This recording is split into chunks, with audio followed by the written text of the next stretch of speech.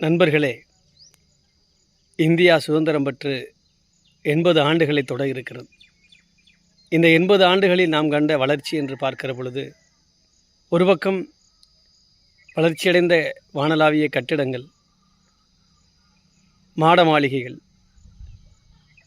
பல்வேறு தேர்தல்கள், பல்வேறு பிரதமர்கள், பல்வேறு ஜனாதிபதிகள், தவறாமல் நடக்கிற ஜனநாயக தேர்தல், தவறாமல் நடக்கிற வாக்காளர் சரிபார்ப்பு பட்டியல், இவற்றில் முழுமூச்சாக இருக்கக்கூடிய ஒரு மாவட்ட நிர்வாகம் தினசரி வந்து குமிகிற மனுக்களின் மீது அக்கறை இல்லை.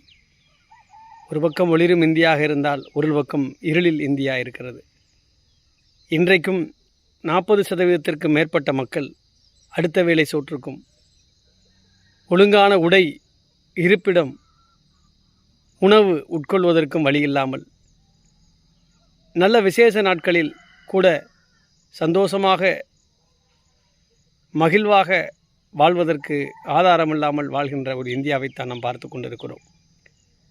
அதிகார வர்க்கங்கள், ஆளும் ஆட்சியாளர்களுக்கு இடையில் இந்த சாமானிய மக்களுடைய குரல்கள் அனைத்தும் 100க்கும் 50க்கும் பிச்சைக்கும் வரிசையில் நின்று வாங்குவதற்குமாகவே அவருடைய காலத்தை கழித்து கொண்டிருக்கிறார்கள்.